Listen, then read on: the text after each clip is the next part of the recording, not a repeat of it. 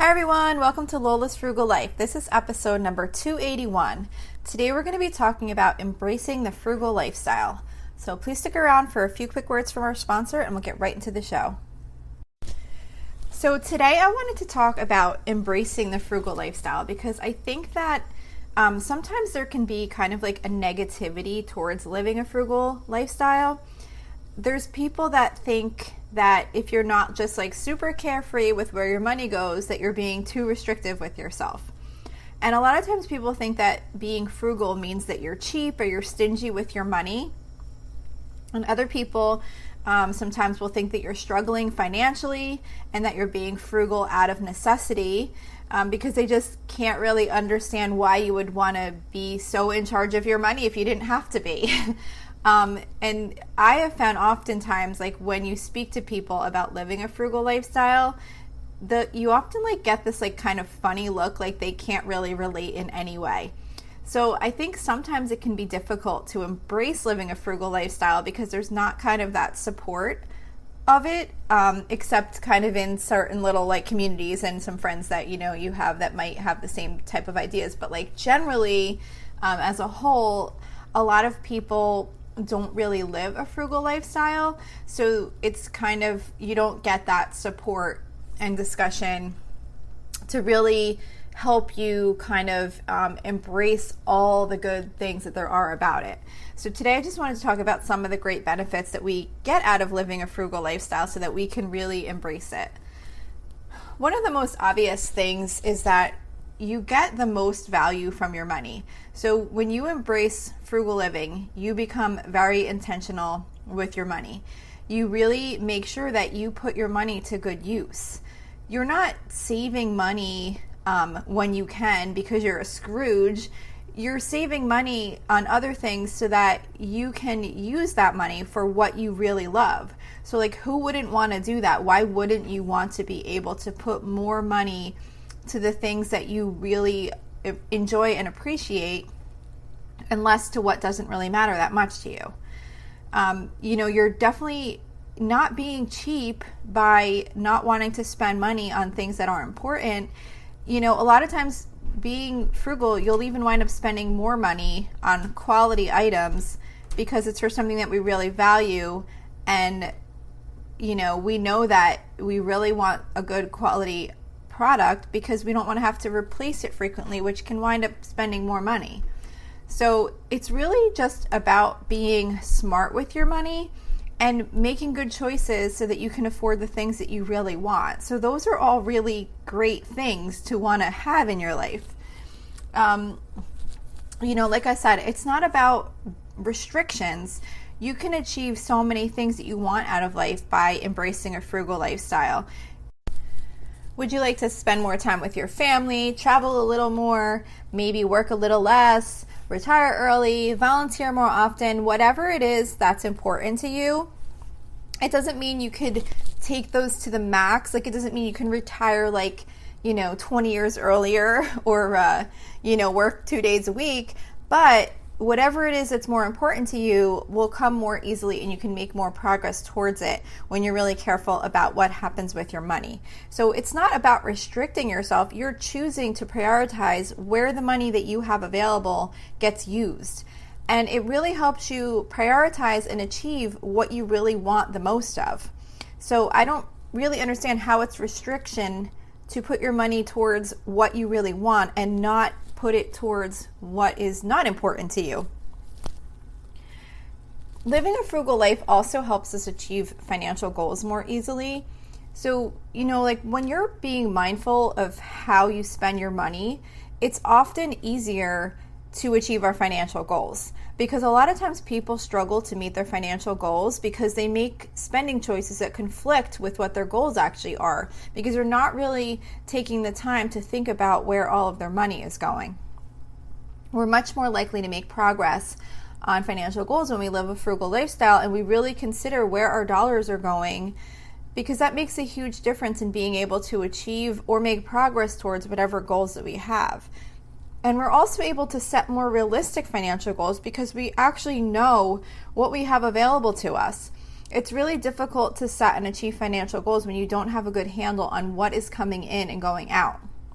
So by practicing frugality, it really allows you to see what goals you can realistically set and achieve. Because when people maybe think they're not really in tune with what they have and what their expenses are, they might set goals that are just unrealistic based on their current financial situation, and that can end up being really discouraging. So by living a frugal lifestyle and really knowing what's going on with your money, you can set realistic goals and realistically achieve them. We also stress less over money. So of course we all have stressful money situations that come up. Like for example, pretty sure I mentioned this before. Actually, I know I did because I did an episode on having to replenish my emergency fund this year. That's one of my goals. So I had to take a pretty big portion out of my emergency fund savings to pay for some significant medical bills this year. And, now we have to work really hard to replace that money. So that's definitely stressful.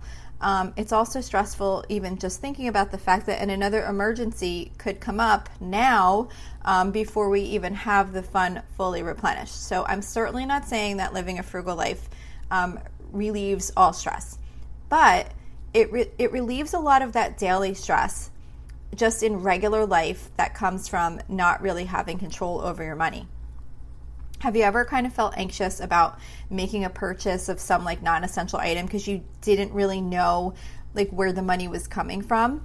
I don't really mean where the money's coming from, like you're out of money or your bank account's going to overdraw, but just kind of that unknown of how much all these little purchases you've made throughout the month will impact you, will impact what you have left to pay bills or to save. When you really start making purchases intentionally and decide before making purchases that this is how you want to spend your money and what you want to spend it on, you'll really find that anxiety about purchases is no longer there. Because when you're clear on what your income and expenses are and you have goals in place, you just will naturally feel less stressed about money because you have a plan. The unknown is often what causes a lot of stress. So just being aware of what your situation is and what you can do to improve it or to set goals or to spend money in better ways, it can really reduce a lot of that stress that people feel over money on a daily basis. Living a frugal lifestyle also naturally reduces clutter. Because you're being mindful of your spending, you're much less likely to purchase things on a whim. And of course, I'm not saying that this will never happen because I think we all get caught up in impulse spending on occasion. But for the most part, we really focus on having things that we really value. So this really helps us eliminate the things that we have that we don't really want or need. And as we get rid of those things that we don't really value, we often don't replace them by other things because we're really more mindful about spending our money on things that we really want and not just kind of purchasing something because it sounds exciting one day. Some things that I think you will notice will be a little bit different as you really embrace a frugal lifestyle is that you probably won't be tempted by things like sales to go out shopping or buy something you had no intention of purchasing. You start to really realize that just because something's a good deal, it doesn't mean that you need to buy it. You also really stop wanting to upgrade things all the time that are really working. At least I feel like you kind of value things more. And if something is still working and functioning, even though it might not be brand new or the latest thing, you're not so concerned about needing to upgrade. You will realize that your old phone works fine and you're happy with it, so you'll keep using it. Even if you can afford the payment, just because your old phone is paid off doesn't mean that you now need to get a new phone because that money is freed up. You'll probably want to use that money towards something else, like a financial goal or something that's important to you. You won't feel the need to upgrade your car because it's over 10 years old. If it still runs great, you'll probably be happy about the good choice you made in buying it, and you'll appreciate that it's still going strong and not feel like, oh, I need to go get a new car now because I've had this car for 10 years or however long you've had it. You just get more appreciation out of the things that you have and the things that you spend money on, and kind of really value them and don't really feel like you need to constantly upgrade to the newer or better thing. And it's such a different feeling when you planned for something and saved up for it.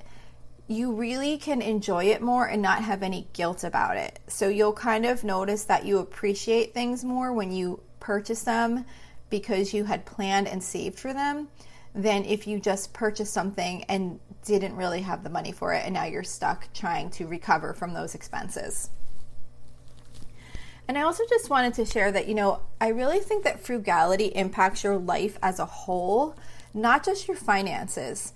So, it really impacts so much more than just your money. When you really think about what you value most, it improves your entire life, because as you're living a frugal lifestyle, you are really looking at your money because you're trying to, you're looking at how your money is spent because you want to make sure that you're spending your money how it aligns with your values.